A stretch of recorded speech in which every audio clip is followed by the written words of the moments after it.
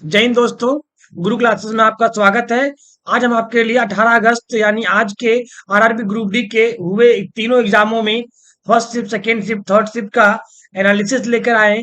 इनमें हम आपको डिस्कस करेंगे कि पेपर कैसा था, हार्ड था, मॉडरेट था या आसान था, या फिर किस किस सेक्शन से कैसा कैसा क्वेश्चन आया है।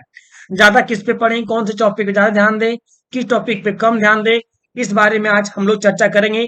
तो वीडियो के अंत तक बने रहिए और जानिए आज के सारे क्वेश्चंस जो कि बिल्कुल 100% वही क्वेश्चन है जो आपके एग्जाम में पूछे गए हैं।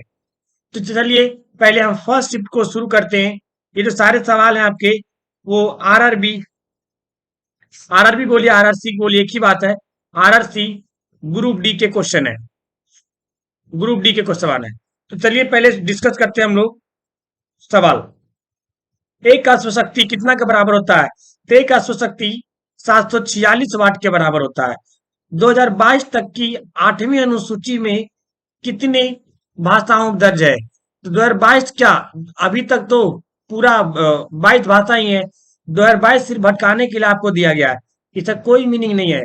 अब तक भी बोल सकता था, है ना। मौलिक कर्तव्य किस अनुच्छेद में है? 51 के क में है। मौलिक कर्तव्य जो है वो आपके 4 के 4 के ए में, भाग 4 के ए में दिया गया है। ये कल आपसे पूछा गया था हुआ कि मौलिक कर्तव्य जो है वो किस में है। कल भी सवाल पूछा गया था, ये आज भी रिपीटेड हुआ है, देखिए, है ना। आइए, इसको बोलते हैं फंडामेंटल ड्यूटीज। इंग्लिश में क्या बोलते हैं? Fundamental duties. आइए अगला सवाल चलते हैं। 1950 में सर्वोच्च न्यायालय में मुख्य न्यायाधीश के अलावा कितने न्यायाधीश होते थे?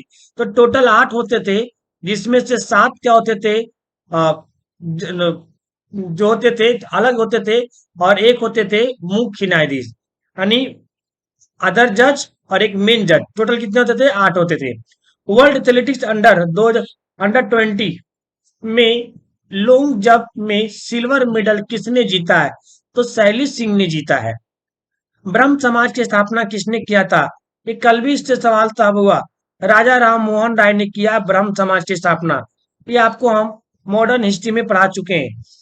पोंगल नृत्य में किसकी पूजा की जाती है? भगवान सूर्य की पूजा की जाती है पोंगल नृत्य में।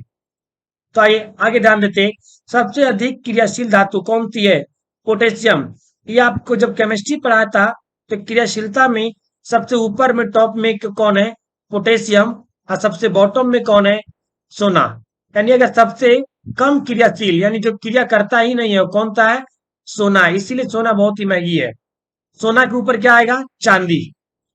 तो सोना और चांदी जनरली किसी रिएक्ट नहीं करता है। सबसे ज्यादा रिएक्ट कौन करता है?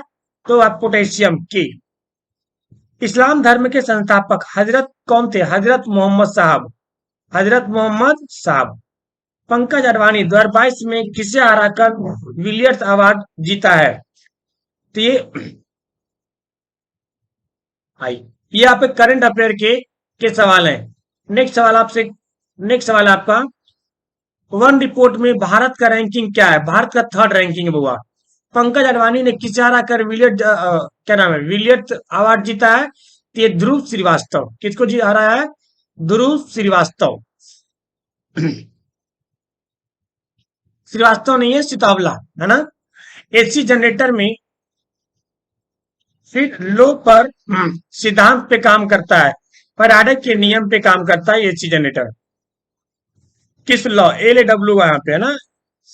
73वां संविधान संशोधन किससे संबंधित है? ये कल भी सवाल पूछा गया था कि पंचायती राज से संबंधित है ना।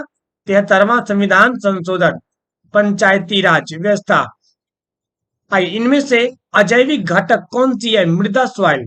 मृदा स्वाइल को हम लोग अजैविक घटक में लेते हैं। पोगल त्योहार किस भगवान के ऊपर आधारित है? ये देखिए दोबारा पूछा हुआ है, सूर्य के ऊपर आधारित है। डोब्राइनर ट्रिक, डोब्राइनर का जो ट्रिक है वो किस पे आधारित था? ये एटॉमिक मास पे आधारित था। तो उसमें ये कहा था कि 3 को अगर अरेंज किया जाए, जैसे उन्होंने लिथियम को अरेंज किया और पोटेशियम को अरेंज किया। कहा कि अगर लिथियम और पोटेशियम को एटॉमिक मास का अगर सम निकालते हैं, एवरेज निकालते हैं, अगर दोनों का एवरेज निकालेंगे तो आपका सोडियम का निकलेगा। ये 3 का इन्होंने रूल दिया था, डोब्रेनर ट्रिक्स इसे कहा जाता है। ये आप पीरियोडिक टेबल में पढ़े होंगे। मैंग्रोव वन, मैंग्रोव वन का सबसे अधिक कहाँ पाया जाता है? वेस्ट बंगाल में पाया जाता है, जिसे आप लोग सुंदरवन का डेल्टा के नाम जानते हैं। सुंदरवन मैंग्रोव वन में पाए जाते हैं वहां। उसके पेड़ पौधे छोटे छोटे होते हैं, ज्यादा बड़े साइज के नहीं होते हैं। पौधे श्वसन क्रिया कब करते हैं? दिन में कि रात में? रात में करते हैं। पेटीएम का नया नया मैसेंजर ऐप का नाम क्या है? इनबॉक्स। क्या है? इनबॉक्स। U20 में विश्व कप, अंडर 20 विश्व कप में लंबी कूद में किसने मेडल जीता है? शैली सिंह। किसने जीता है? शैली सिंह। आइए अगला सवाल। भारत ने किस देश के साथ 30वीं वर्षगांठ मनाई है? इजराइल के साथ। इजराइल जो है भारत को वैसे ही बहुत सपोर्ट कर रहा है, और इजराइल और रसिया दो ही देश है जो ज्यादा सब सपोर्ट कर रहे हैं। लेंस में बराबर आकृति के प्रतिबिंब प्राप्त करने के लिए वस्तु को कहां पर रखा जाता है? टू एफ को हम लोग बोलते हैं सेंटर ऑफ कर्वेचर, सी। इसी को सी कहा जाता है। हिंदी में हम लोग बोलते हैं, इंग्लिश में बोलते हैं सेंटर ऑफ कर्वेचर, हिंदी में बोलते हैं वक्रता केंद्र। क्या बोलते हैं? वक्रता, का हुआ नहीं लिखा रहा, वक्रता केंद्र। ठीक है। आइए 73वें संविधान संशोधन किस अनुसूची में जोड़ा गया था? ये 11वें अनुसूची में जोड़ा गया था। पंचायती राज जो है वो 11वें अनुसूची के अंतर्गत आता है। पंचायती राज संस्थाओं के निर्वाचन के लिए कौन उत्तरदायी होता है? पंचायती राज में हमेशा राज्य के निर्वाचन आयोग भाग लेता है। ये ध्यान रखिएगा, पंचायती राज में राज्य के निर्वाचन आयोग को ये की अंदर में जिम्मेवारी होती है। तो ये फर्स्ट शिफ्ट के सवाल थे। हम लोग सेकेंड शिफ्ट में मूव करते हैं। आइए सेकेंड शिफ्ट पे जरा इसके देखते हैं सवाल।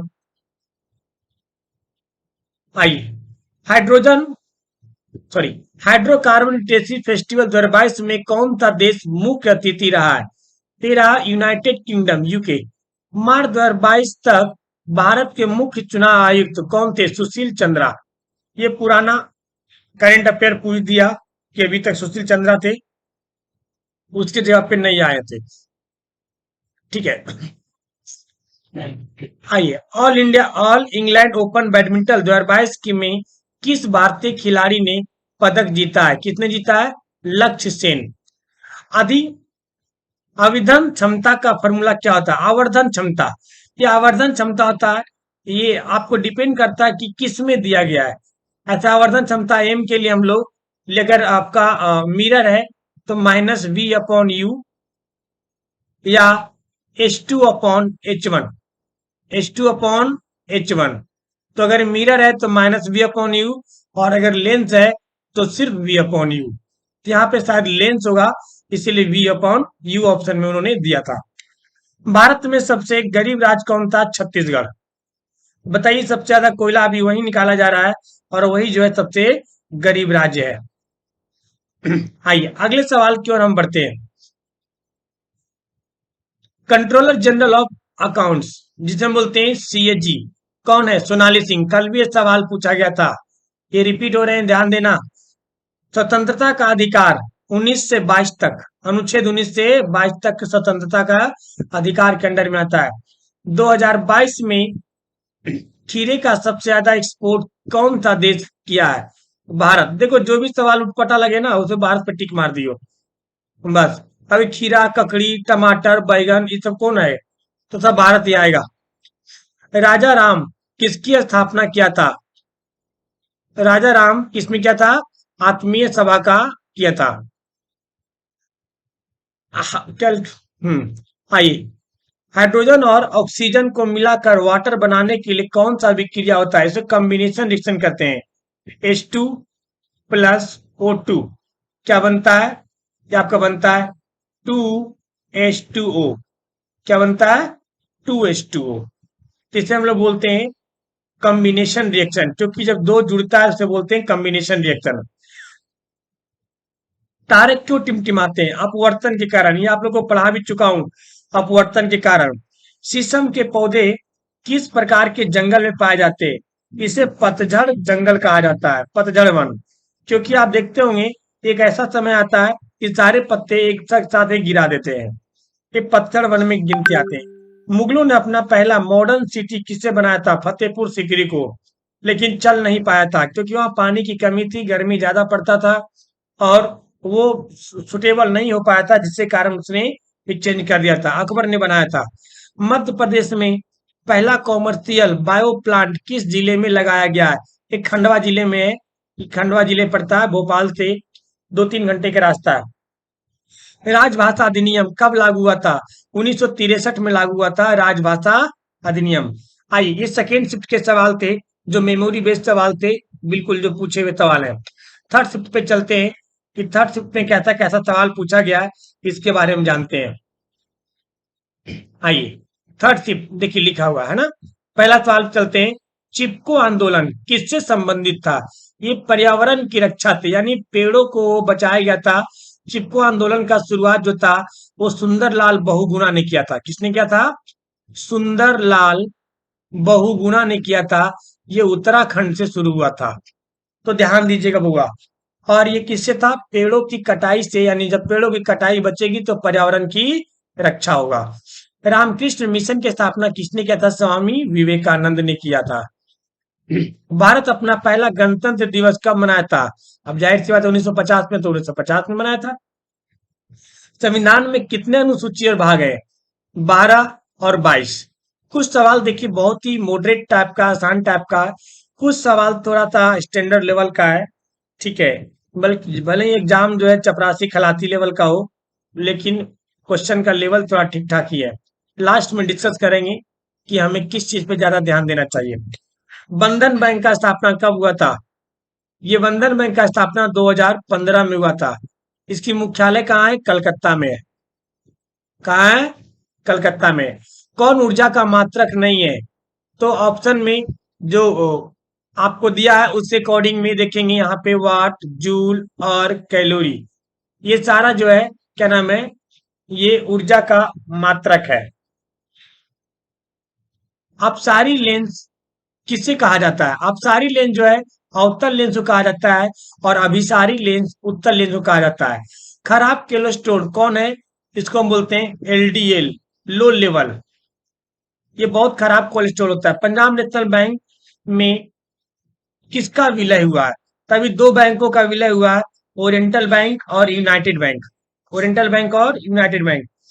किस देश का, क्या किसी लेंस का अगर फोकल लेंथ दे दिया 50 सेंटीमीटर, तो पावर कितना होगा? देखिए, पावर निकालने का फॉर्मूला आता है 1/8। अगर इसका फोकल लेंथ कितना है, 50 है, ये मीटर में होना चाहिए, तो 1/50 मीटर में करने के लिए 100 से क्या कर देंगे, मल्टीप्लाई कर देंगे। तो 50 × 100 कितना हो जाएगा? 2 डायोप्टर। कितना हो जाएगा? 2 डायोप्टर। इसका ऐसा यूनिट होता है डायोप्टर, ध्यान रखिएगा। डी, कैपिटल डी से लिखते हैं। 36वां राष्ट्रीय खेल गुजरात के किस शहर में होगा? सॉरी, कितने शहर में होगा? तो 6 शहरों में होगा। कितने शहर में होगा? 6 शहरों में।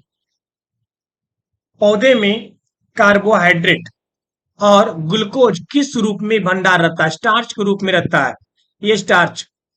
आवर्धन अगर 0.5 है तो इमेज कैसा होगा? अब देखिए 0.5 का मतलब क्या हुआ? आधा। तो इमेज कैसा होगा? वस्तु से छोटा होगा।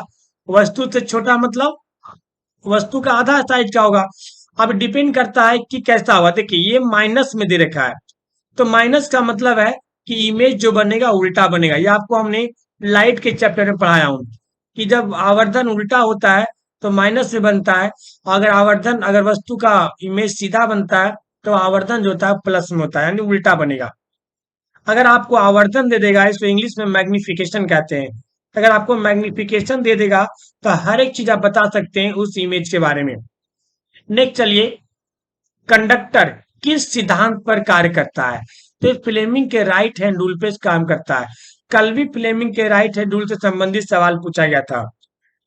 आइए नेक्स्ट, कार्बन के साथ अभिक्रिया करके कंपाउंड बना लेता है, कैसे? देखिए कार्बन क्या है? एक कोवैलेंट बॉन्ड बनाता है। कार्बन कैसा बनाता है? Covalent bond. कोवैलेंट बॉन्ड उसे कहते हैं, बॉन्ड 3 तरह के होते हैं, आयोनिक बॉन्ड, कोवैलेंट बॉन्ड और कोटेड बॉन्ड। तो जो कोवैलेंट बॉन्ड होता है उसमें शेयरिंग ऑफ इलेक्ट्रॉन होता है। कार्बन जो होता है अपने इलेक्ट्रॉन क्या करता है? शेयर करता है। डोनेट नहीं करता है, आयोनिक बॉन्ड में डोनेट किया जाता है। राष्ट्रपति और प्रधानमंत्री के बीच जो संवाद होती है वो किस अनुच्छेद में आता है? आर्टिकल 74 में आता है।